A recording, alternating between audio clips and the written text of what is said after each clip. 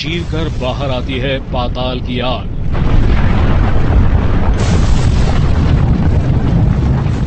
पृथ्वी की सतह को तोड़कर धधकते लावों के फूटने लगते हैं फव्वारे।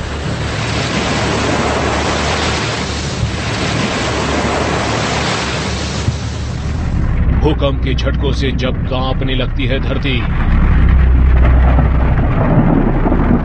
जब गैस और राख की सुनामी धरती को है निकलती, तब फूटता है एक ज्वालामुखी।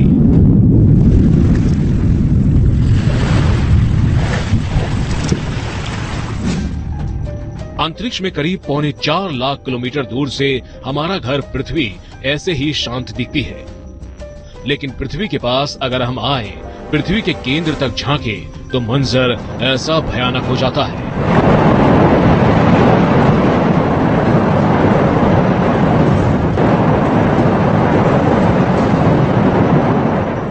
धरती के केंद्र में ये धधकती आग जब जमीन को फाड़कर बाहर आती है तो ज्वालामुखी बनते हैं, और अब ऐसे ही एक ज्वालामुखी ने पृथ्वी के सबसे बड़े रक्षा कवच को कमजोर कर डाला है।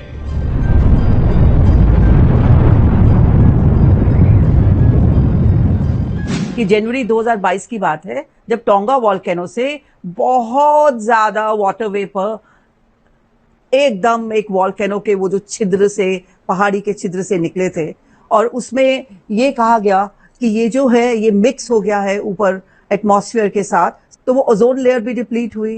एंटार्क्टिका का जो डेटा भी जो अभी लोगों ने मेजर किया है, वो डेटा भी यही बता रहा है। ज्वालामुखी के द्वारा भी ओडीएस, ओजोन डिप्लीटिंग सब्सटेंसेस निकलते हैं। इसलिए जहां पर बहुत ज्यादा ज्वालामुखी सक्रिय होती है, उसके वायुमंडल में ओजोन का क्षरण, ओजोन का क्षय होना आवश्यक है। क्या ये पाताल फाड़ ज्वालामुखी धरती के लिए खतरा पैदा कर रहे हैं? क्या ज्वालामुखी से निकलती ये आग और राख पृथ्वी की ओजोन परत को कमजोर कर रही है? क्या धरती पर जीवन की उत्पत्ति कराने वाले ज्वालामुखी अब हमारा अस्तित्व खतरे में डाल रहे हैं? न्यूज नेशन स्पेशल पृथ्वी में इन सारे सवालों के जवाब आपको देंगे, लेकिन पहले देखिए ये तस्वीर।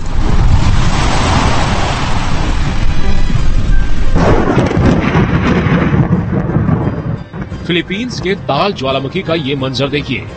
लगता ही नहीं कि ये हकीकत की तस्वीर है। इतनी बिजली कड़क रही है कि आंखों पर भरोसा नहीं होता।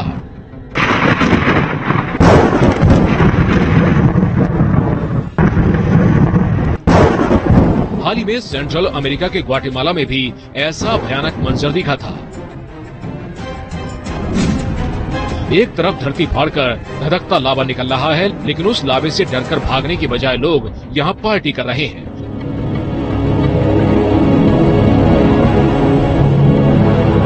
दूर दूर से सज धज कर पूरी तैयारी के साथ फूटते लावे को देखने के लिए सैलानी जुट रहे हैं। तस्वीरें हैं यूरोपियन देश आइसलैंड की।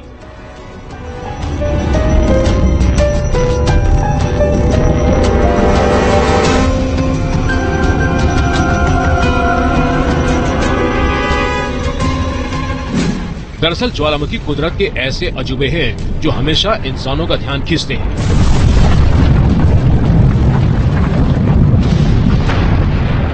पूरी दुनिया में करीब 1500 सक्रिय ज्वालामुखी हैं। इनसे ज्यादा सक्रिय ज्वालामुखी तो समंदर के पानी के नीचे छिपे हुए हैं।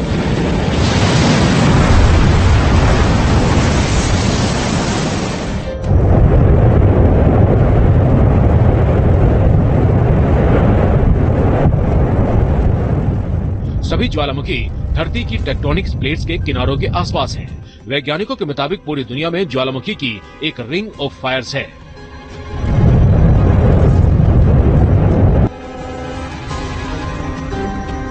महाद्वीपों के बीच एक रिंग में ये ज्वालामुखी फैले हैं। रिंग ऑफ फायर्स पर दुनिया के 75% ज्वालामुखी आते हैं।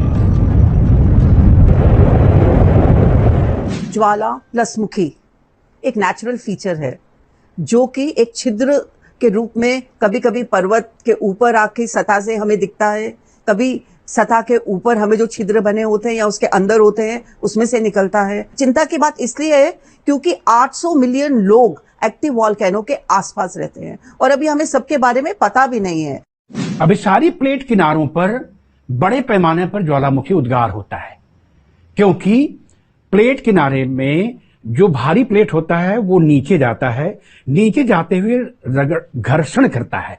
उस घर्षण के कारण क्रस्ट के भूपर्पटी का जो पार्ट है, क्रस्ट का जो भाग है, वो गल के लावा बन जाता है। फिर वो चूंकि हल्के पदार्थ का होता है, कम घनत्व का होता है, फिर वो पूरे जो ठोस पदार्थ है यानी जो लिथोस्फीयर है उसको छेदता हुआ आकर के ज्वालामुखी के रूप में बाहर निकलता है। इसलिए हजारों से भी ज्यादा ज्वालामुखियां परिप्रशांत महासागरीय मेखला में पाई जाती हैं। पूरा प्रशांत महासागरीय मेखला सबसे ज्यादा सक्रिय भूकंप और ज्वालामुखी की मेखला है, इसलिए उसे रिंग ऑफ फायर कहते हैं। लेकिन अब वैज्ञानिकों ने पाया है कि एक ज्वालामुखी के फटने की वजह से धरती की ओजोन लेयर प्रभावित हुई है। इस ज्वालामुखी का नाम है टोंगा अंडरसी। ये बहुत बड़ा है, लेकिन समंदर के नीचे होने की वजह से इसके साइज का पता नहीं चलता। जनवरी साल 2022 में यह ज्वालामुखी फटा था, तब इससे ऐसी सुनामी आई थी कि इसे अंतरिक्ष से भी देखा गया था। ये तभी की तस्वीरें हैं।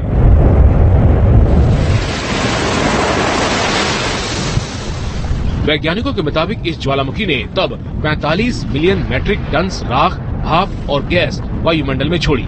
इस कारण अंटार्कटिका के वायुमंडल में भाप बढ़ गई। इस भाप की वजह से 10% तक पानी वायुमंडल की उस परत में ज्यादा हो गया जिसमें ओजोन लेयर मौजूद है, और पानी बढ़ने से ओजोन लेयर का एक बड़ा हिस्सा काफी हद तक कमजोर हो गया। जो एटमॉस्फेयर है उसकी जो सेकेंड लोएस्ट लेयर है वो स्ट्रेटोस्फेयर है। और ये जो अभी क्यों इतनी ज्यादा इस बात पे ज्यादा बातचीत हो रही है कि जनवरी 2022 की बात है जब टोंगा वॉल्केनो से बहुत ज्यादा वाटर वेपर एकदम एक वॉल्केनो के वो जो छिद्र से, पहाड़ी के छिद्र से निकले थे, और उसमें ये कहा गया कि ये जो है ये मिक्स हो गया है ऊपर एटमॉस्फेयर के साथ। स्ट्रेटोस्फेयर लेयर जो है वो बढ़ गई है और ये 40% imagine it has impacted that particular layer, and as a result what has happened is, और ये वो लेयर है जिसमें ओजोन लेयर आपकी होती है, तो वो ओजोन लेयर भी डिप्लीट हुई। एंटार्क्टिका का जो डेटा भी जो अभी लोगों ने मेजर किया है वो डेटा भी यही बता रहा है, तो काफी चिंता का विषय है। लंबे समय से दक्षिणी ध्रुव अंटार्कटिका महाद्वीप पर सबसे ज्यादा ओजोन का क्षय होता है। जो ओजोन होल बना, जिसके लिए मॉन्ट्रियल प्रोटोकॉल हुआ ओजोन के संरक्षण के लिए, और अंटार्कटिका महाद्वीप पर विल्सन मैसिव और कई सक्रिय ज्वालामुखी हैं। इसके साथ साथ क्योंकि अंटार्कटिका महाद्वीप संपूर्ण रूप से बर्फ से ढका हुआ है, तो जो कुछ भी ज्वालामुखी उद्गार होता है फिर बर्फ से पानी वेपर बन जाता है, वेपर बन करके वायुमंडल में ऊपर उठता है। साथ साथ अंटार्कटिका महाद्वीप के किनारे वाले भागों में भी सक्रिय ज्वालामुखी हैं जो समुद्र के जल का वाष्प बन करके ऊपर वायुमंडल के ऊपरी भाग में जाते हैं। जैसे ट्रोपोपास को पार करते हैं वहां ओजोन परत पाई जाती है, ओजोन का क्षय हो रहा है। ओजोन लेयर यानी धरती का सुरक्षा कवच। वायुमंडल के स्ट्रेटोस्फेयर में ओजोन लेयर होती है और अंतरिक्ष और सूरज की तरफ से आने वाली खतरनाक किरणों से धरती को बचाती है। अगर ओजोन लेयर ना हो तो ऐसी खतरनाक रेज धरती पर सीधे आएंगी जो इंसानों को जला दे या कैंसर जैसी बीमारियां पैदा कर दे। ज्वालामुखी सालों से धरती पर मौजूद हैं, लेकिन समय समय पर इन्होंने मानवता पर अटैक किया है। साल 1815 में माउंट टम्बोरा नाम का ज्वालामुखी फटा था, जिसकी वजह से लावे और राख के साथ सुनामी तक आई थी और 10,000 लोगों की मौत हो गई थी। देखिए ये उसी ज्वालामुखी की तस्वीरें हैं। तबाही के बाद यहाँ एक बड़ा सा गड्ढा बन गया। दरअसल धरती के आउटर कोर में सूरज जितनी गर्मी है, इस गर्मी की वजह से इसकी ऊपर की परत मेंटल गर्म होती रहती है। कई बार ये इतनी गर्म हो जाती है कि पत्थर और चट्टान पिघल जाते हैं, जिससे बनता है लावा, और यही लावा कई बार धरती की परत को फाड़कर इंसानों पर अटैक कर देता है।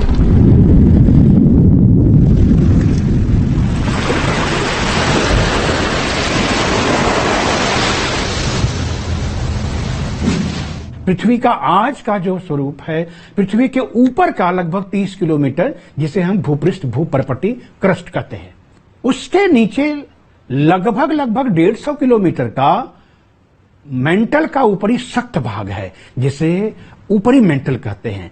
तो 150 किलोमीटर मेंटल का और 30 किलोमीटर क्रस्ट, ये लगभग 180 किलोमीटर का दृढ़ भूखंड है।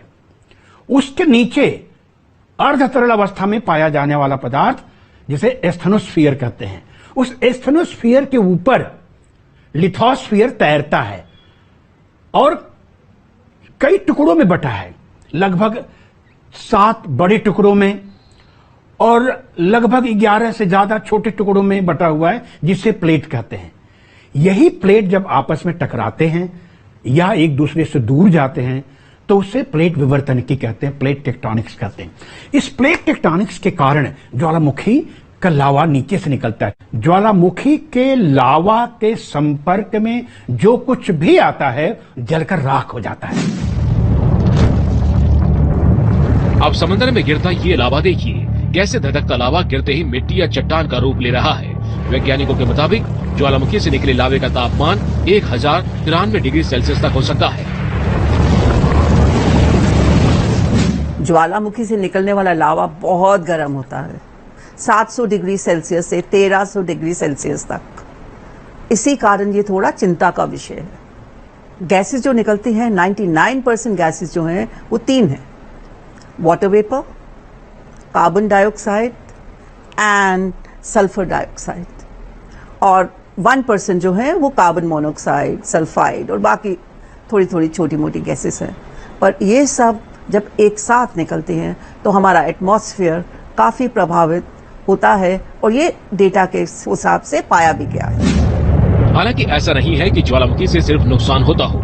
इनकी राख से मिट्टी को न्यूट्रिएंट्स मिलते हैं, जिससे जमीन उपजाऊ बनती है। ज्वालामुखी से निकला लावा ठंडा होकर नई जमीन का निर्माण करता है। वैज्ञानिकों के मुताबिक धरती पर ज्वालामुखी की वजह से ही वायुमंडल बना था और जीवन की उत्पत्ति में मदद हुई थी।